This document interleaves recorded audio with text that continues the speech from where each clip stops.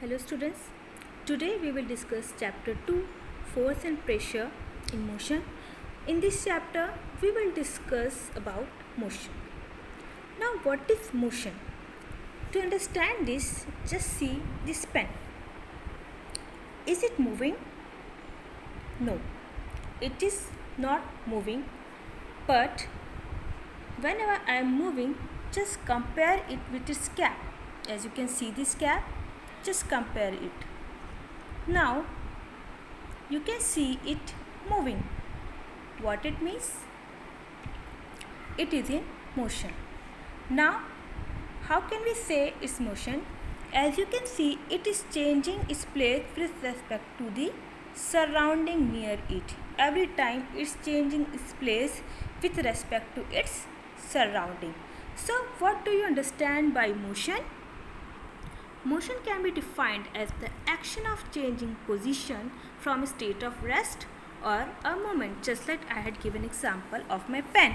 Earlier it was at rest, then it is changing its position or movement.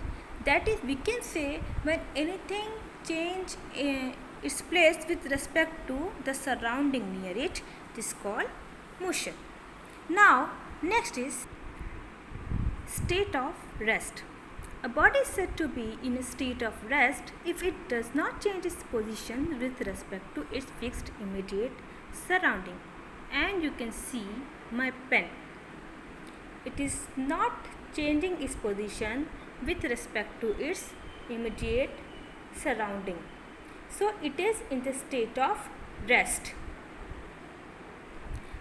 Please note that an object may be in a state of rest or may be in a state of motion with respect to a set of objects, but maybe it will be something, if something is in state of motion for different set of objects, but it can be in a state of rest for another set of objects. For example, when you are in state of rest relative to earth, or this pen is state of rest is relative to the earth, but with respect to the sun we are making revolution at 30 km per hour. As you know that earth is revolving around the sun.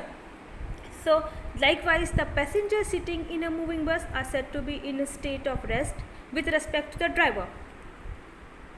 As you can see, suppose a passenger is sitting in a car, so he is in a state of rest with respect to the driver of the same car, because their position do not change with respect to the driver. His position do not get changed with respect to the driver. But same passenger in a moving bus are said to be in motion with respect to the observer standing outside the bus, because he can see this car changing its position with respect to the surrounding near it. Okay, I think the difference between the state of rest and state of motion is clear now.